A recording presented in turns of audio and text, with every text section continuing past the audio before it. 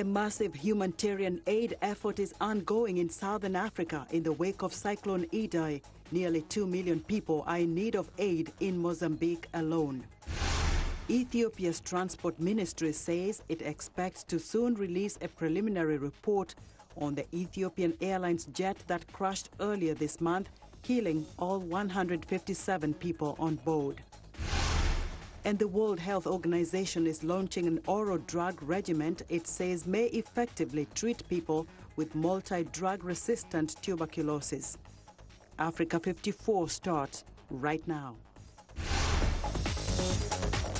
Good evening, I'm Esther Gidui. You are in for Vincent Makori. This is Africa 54. We begin our broadcast tonight with a massive humanitarian aid effort underway in southern Africa in the wake of Cyclone Idai. The United Nations World Food Programme says its director, David Beasley, is traveling to Mozambique Tuesday to highlight the devastation caused by the powerful storm that struck Mozambique, Zimbabwe and Malawi in the southern eastern part of Africa. His visit to the region comes one day after the top UN aid chief said the United Nations is appealing for $282 million to help the victims of Cyclone Idai in Mozambique. Obviously, a big element of that is the health and water and sanitation and hygiene issues that, and education that UNICEF is so prominent in. A lot of it, though, is also for food security and livelihoods. The cyclone's heavy winds and rains killed at least 750 people in Mozambique, Malawi and Zimbabwe and made hundreds of thousands of people homeless. Lowcock says appeals for Malawi and Zimbabwe is coming within the next few days. The International Federation of the Red Cross and Red Crescent Societies has launched an appeal for $30 million to provide life-saving aid for 200,000 of the most vulnerable survivors in Mozambique. The U.S. Department of State Defense says it is providing $6.5 million in immediate humanitarian assistance to Mozambique. U.S. Army Major General James Craig, Combined Joint Task Force Horn of Africa, arrived in Mozambique on Monday to get a first-hand look at Cyclone Idai's devastation. General Craig met with the U.S. Ambassador to Mozambique, Dennis Hearn, and members of the U.S. Agency for International Development's Disaster Assistance Response Team to discuss the post-storm crisis. Now, for the latest news from Mozambique, I'm joined on the phone from Maputo by journalist Yannick Machel. Yannick, what more can you tell us about the ongoing relief situation in Mozambique? Good evening, everyone. The relief situation is becoming better. The weather has improved from this afternoon. Remembering that it's now 6:30 p.m. From about 12 p.m. the weather has improved and the rescue operations are going well so far. 100,626 people have been rescued so far. And about 24,377 families have been also rescued. They have been moved to shelters, and there is a desperate need for humanitarian help. Yannick, so when you tour those places, when you see those people, what do they say are their greatest needs right now? For food and clean water. This is the greatest need, and the international community is responding positively to this need. For instance, China has sent a boat with about 500 tons of rice to help aiding these people, and many accommodation centers have been built right now, but there is still a need for tents. One of the main government pledge needs and requests to the international community is for tents. Okay, Yannick, what about you mentioned the need for clean water. What about the fear that there could be an outbreak of communicable diseases like cholera?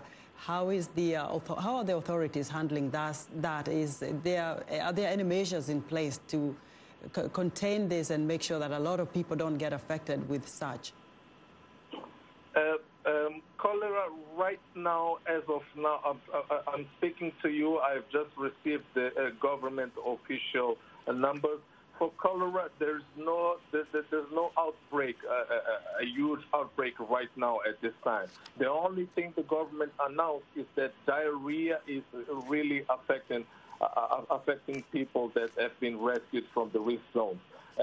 But there is a huge concern for malaria, because of the stagnant waters of the flooding. So one of the requests the government issued today is for mosquito nets that may be able to save a lot of people. Thank you so much, Yannick. Journalist Yannick Machel reporting for us from Maputo in Mozambique. The Ethiopian Transport Ministry said Tuesday that a preliminary report, the Ethiopian Airlines jet that crashed earlier this month, is likely to be released this week as Boeing prepares to brief more airlines on software and training updates on the 737 MAX aircraft. The aviation industry and grieving families of victims of the March 10th crash anxiously await details from the Ethiopia-led investigation. Boeing has come under intense scrutiny since the crash, the second in 5 months, involving its new 737 MAX 8 model. The MAX software is the focus of investigations in the 2 crashes in Ethiopia this month and in Indonesia last year, in which 346 people lost their lives. In neighboring Sudan, dozens of journalists marched in Khartoum Monday demanding an end to a crackdown on press freedom amidst the most sustained challenge to Sudanese President Omar al-Bashir since he took power in a 1989 coup. Protesters have been demonstrating in the streets frequently across Sudan since December. The marches were triggered by price hikes and cash shortages, but evolved into demonstrations against President Bashir and his National Congress Party. Monday's protest carried a large banner that read "Free Press" or "No Press" as they walked down a main street in the capital. Since the wave of demonstrations began, 90 journalists have been detained, according to the Sudanese Journalists Network, but most of them have since been released. Now, for more on the crackdown on journalists, I'm joined by Azaz El-Shami, a Sudanese-American human rights advocate and journalist. Azaz, welcome to Africa 54. Thank you, Esther, for having me. Now, this is another threat to the press. When the president declared a state of emergency in Sudan, he also said he had this conciliatory tone saying the demands of the people are lawful. What changed? I don't think the president is ever sincere in what he says. It's only just for consumption and to appease those who are in his side. And as for the press, it's always been under attack prior to this protest and leading up to the protest and now during the protest. In the early days, I think early January, most of the international press and journalists were not allowed to work. They were asked to leave. Production houses that would host them, they were also closed down. Newspaper that are functioning in Sudan were also on constant confiscation, censorship, arrest. Osman Mirghani is the editor-in-chief of Tayar, has been arrested since 22nd of February. His family does not know about his whereabouts and his health condition. It's a systematic thing. Journalists who cover the protests are arrested, sometimes for 3 hours, sometimes on days on end. Their mobiles are searched, their laptops are searched. So what do they fear? What is the fear? Why fear the journalists? This is a dictatorship. They do not want, they always downplay the number of the people on the streets. They do not want to give it a legitimacy. They always say that these are just like bored young students or something like that, they do not want it to be something seen by the majority. They do not want to document it. It's part of this systematic oppression on all voices, whether they're in the streets, they're met with bullets. If they are in print, they're going to be confiscated. They want to impose one narrative. That is what the state wants to say, and they do not want to be anything out that. And it's not only about the protest. There's so many red tapes in Sudan, and it's part of a bigger scheme that controls the press in Sudan. But we note that the protests are not a daily occurrence as it was before. Did this change because of the state of emergency, or why is it not as sustained as we saw since December? It's actually a strategic decision on the part of the Sudanese Professional Association. They did not want it for the crowd to feel the fatigue. So what they've been doing, they've been streamlining it. So on Sundays and Thursdays, usually these are the big marches and processions. And then there are night protests that are happening. And then there's on Friday, they do mobilization.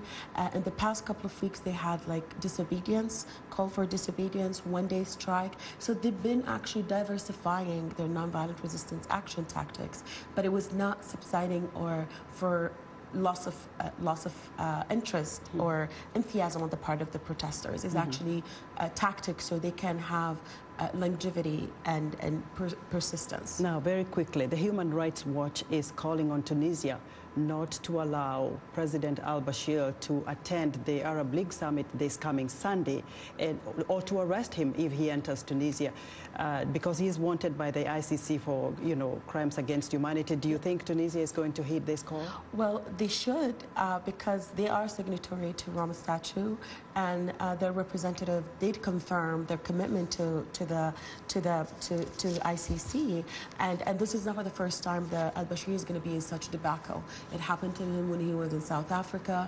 It happened to him when he went to Nigeria. And sometimes he says that just to put a brave face. And sometimes he say, I'm going to attend, and then end up not going. So he might not go.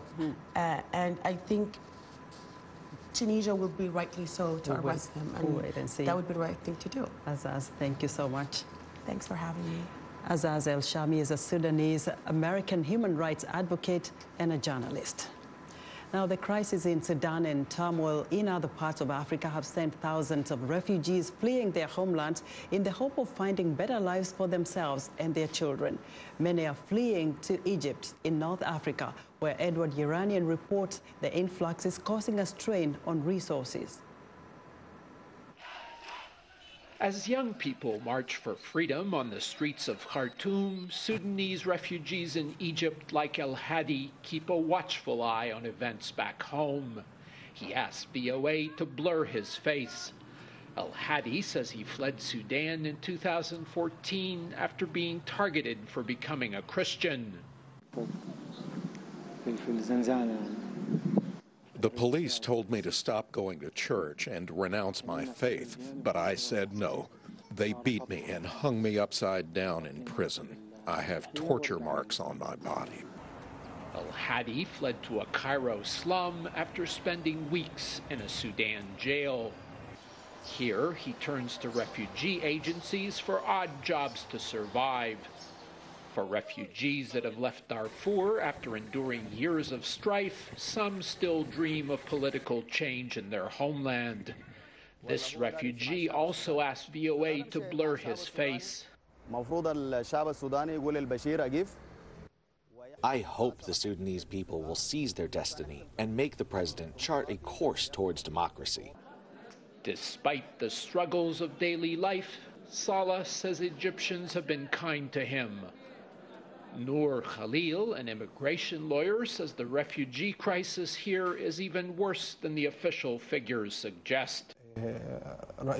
230,000 refugees are officially registered with the UN in Egypt, but no one knows their real number.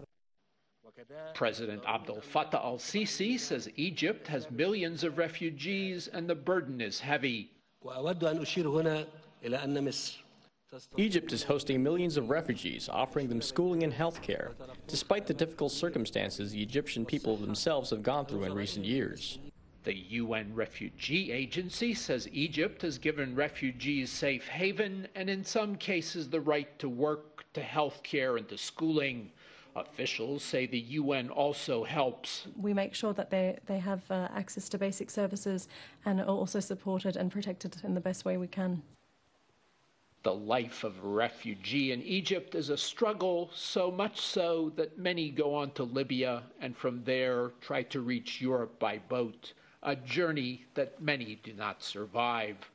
Edward Uranian for VOA News, Cairo.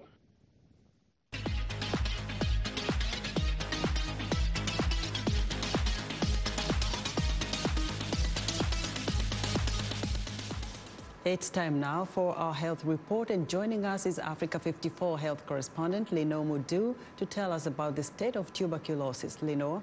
That's right, Esther. The World Health Organization has issued a call to action to eradicate tuberculosis by 2030. As part of these efforts, the WHO is launching an oral drug regimen it says can more effectively treat people with multi-drug resistant tuberculosis. The current treatment for MDR-TB involves a 2-year treatment course of injections, which experts say can provoke some bad side effects. The WHO says it is hopeful the new oral treatment program will be more effective in controlling the spread of the particularly virulent form of TB. In addition, the international health body made some recommendations that include cross-sector actions to monitor and review progress, prioritized planning and implementation of TB interventions, as well as a task force to ensure meaningful civil society engagement.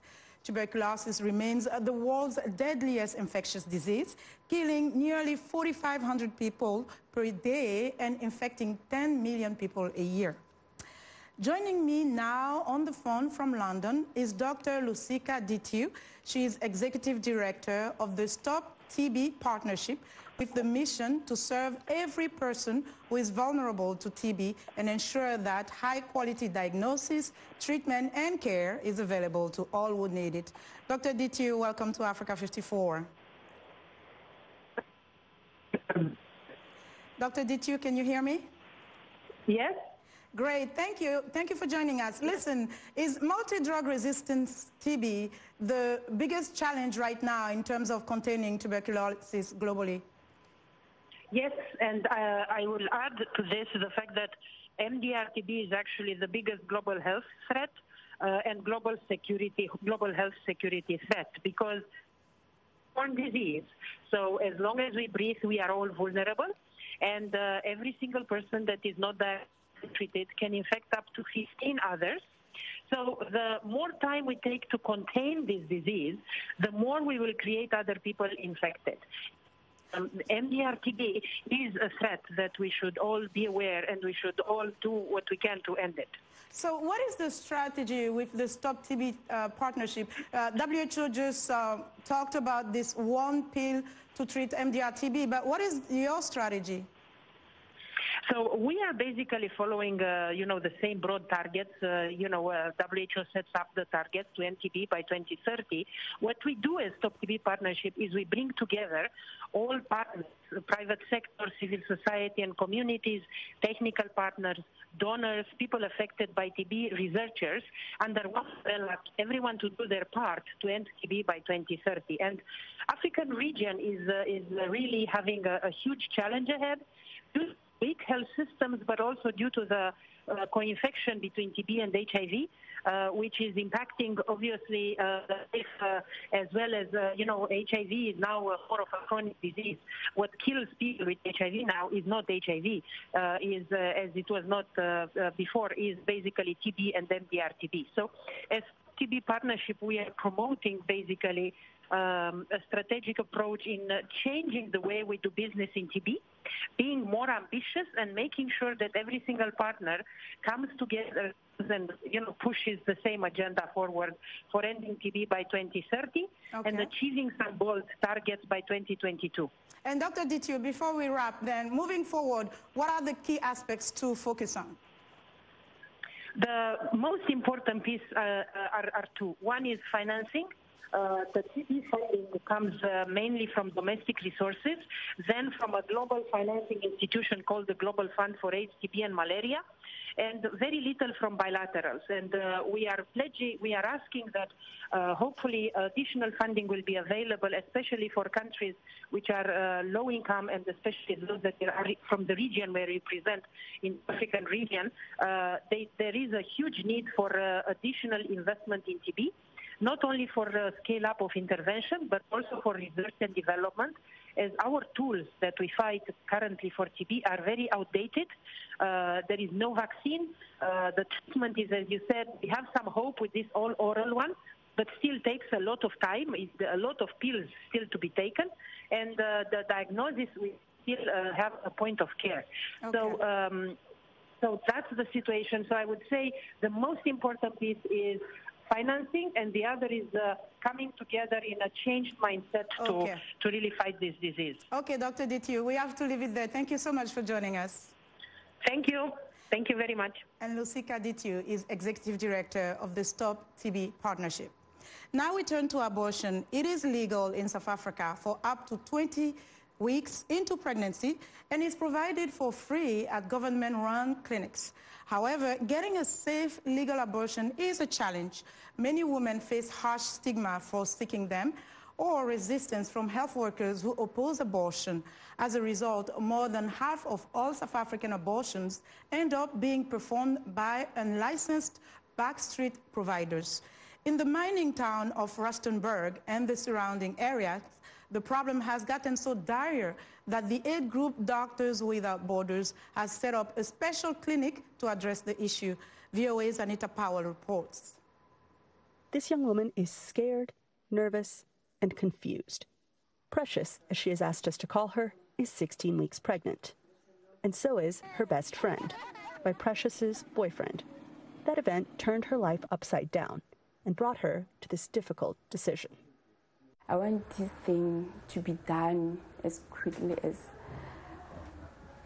because I can't take it anymore, because what I'm thinking is what happened. I can't think of, like, at some point, I can't think of positive things. When I think, if I fail, this thing failed, then what will I do? Should I end my life?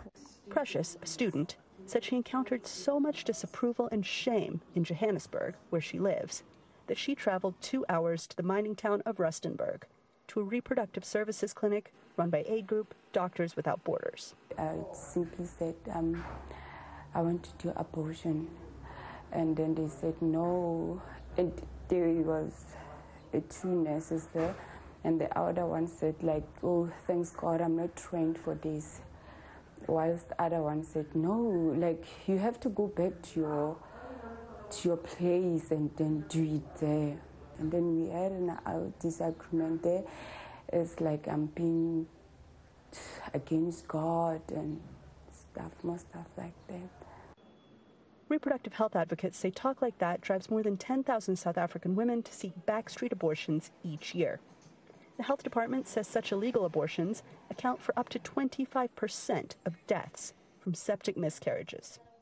Nurse midwife Khaladi Kgele, who heads the Doctors Without Borders project, says demand for the clinic's services is high. He says he performs as many as 100 first trimester abortions each month and sees women from as far away as Botswana, where abortion is illegal. I look back, why did I get myself into this profession? I said I want to be a healthcare provider because I want to help people. And then you see a gap in, like, this is part of healthcare service, and if no one is doing it, somebody has to do it, and I enjoy working with people. Nurse Krista Somele has been performing abortions for a decade and says she is proud of her work. She says she thinks some of her colleagues are contributing to the stigma of abortion, and worse. If you can't help a patient as a nurse, just refer the client to the relevant place so that the patient must get help. Don't just tell her, no, I can't do that, or I can't help you, and leave the patient stranded. That is why they end up going to the bogus. Because when you leave her stranded, now she decides to go outside the street, that is where she is going to die. It's that, she says, that keeps her going through the judgment, through the tears, and through the difficult stories she hears every day. Because, she says, whether people agree with her work or not, she's saving women's lives. Anita Powell, VOA News, Rustenburg, South Africa. And that's our health report for today. To stay in touch, find me on Twitter @LenorMoudou. Back to you, Esther. Thanks, Lino. Be sure to watch Lino Moudou's health reports every Tuesday and Thursday right here on Africa 54.